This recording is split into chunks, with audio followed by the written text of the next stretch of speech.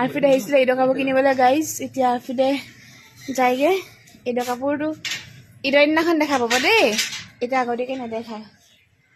এই 7টা বজাতে ঘৰলৈ যাবলৈ ওলাইছে এতিয়া ৰাতিপুৱা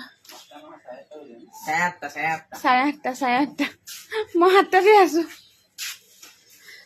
আৰু মই এইফালে গোটেই ৰাতি টোপনি ক্ষতি, গা ভাল নাই, হোৱাই নাই এতিয়ালৈকে। মই চকু সোমাই শেষ, টোপনিয়াই সিহঁতক মাত দিছো। মোৰ মানুহজন ইমানেই বেছি কনজুচ যে মোক একো স্কিন কেয়াৰ আনি নিদিয়ে বুজিছে নাই। সেইটো কাৰণে মই এতিয়া কি কৰিম, ঈদ পাইছেহি, অকণমানতো স্কিন কেয়াৰ কৰিবই লাগিব। সেইকাৰণে মই লৈছো বেচন আৰু দৈ। বেচন আৰু দৈ দি অকণমান বোলো মাছাজ কৰি এনেকৈ পেক টাইপৰ লগাই থওঁ, তেতিয়া স্কিনখন অকণমান সিটোও লগাইছে গাইজ। এতিয়া বেচন আৰু দৈ গাইজ মই লগাই আছো। আমি আজি চবেই স্কিন কেয়াৰ কৰিছো, কাৰণ ঈদ হে ভাই, ঈদ হে। ধুই মেলি আহিলো গাইজ। সঁচাকে স্কিনটো ইমানেই বেছি চফ্ট হৈ গ'ল ন, আপোনালোকেও ট্ৰাই কৰিব বেচন আৰু দৈ দেই, টেঙা দৈ আৰু বেচন। আজি আমাৰ বনিব ফ্ৰুট চালাড। গোটেই ৰমজান মাহটোত আজিহে বনিব ফ্ৰুট চালাড দেই গাইজ। এয়া চব ফ্ৰুটছ লৈ লোৱা হৈছে, আৰু এইফালে গাখীৰ, এইফালে ক্ৰীম, আৰু কাটি আছে মাইনীয়ে। আৰু এতিয়া মই বনাইছো কুৰ্মা পোলাও, দেখাইছো ৰ'ব। এইফালে মই পিঁয়াজ ভাজি আছো কুৰ্মা পোলাও বনাবৰ কাৰণে, আৰু এইফালে চৰ্বি থকা গোচ লৈ আনিছে। চৰ্বি থকা গোচ দিয়ে পোলাওটো ভাল হয়। আৰু এইফালে জহা চাউল ধুই থোৱা আছে।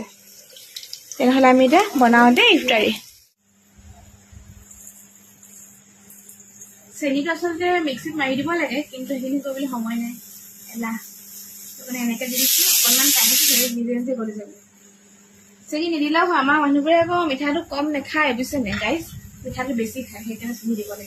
মানে ক্ৰীমটো দি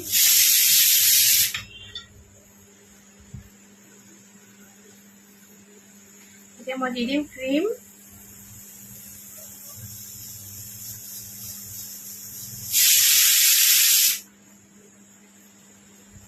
মই পনীয়া নকৰোঁ, মানে ডাঠে ভাল লাগে। তুমি অকণমান দিছোঁ আৰু চাওঁ আৰু কি দিব লাগিব নালাগিব। গাখীৰ আৰু অকণমান দিম।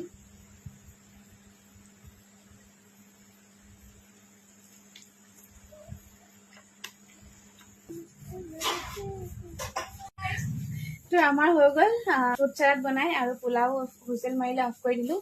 এয়া আমাৰ ফ্ৰুট চালাড। আৰু তো এতিয়া মই নামাজ পঢ়িলোঁ, তাৰপিছত এতিয়া তছবি লৈ আছোঁ, আৰু আজানৰ কাৰণে ৱেইট কৰি আছোঁ। যেনিবা ৰোজা মহে ধৰিছোঁ, আৰু ৰোজা ধৰা মানুহ এতিয়ালৈকে খবৰে নাই, এতিয়ালৈকে অহাই নাই। 5:20 হ'ল, ইমানেই বেছি লেট কৰিছে। বাকী এতিয়া ইফতাৰী উলিওৱা হৈ আছে, আমাৰ চিম্পুল ইফতাৰী।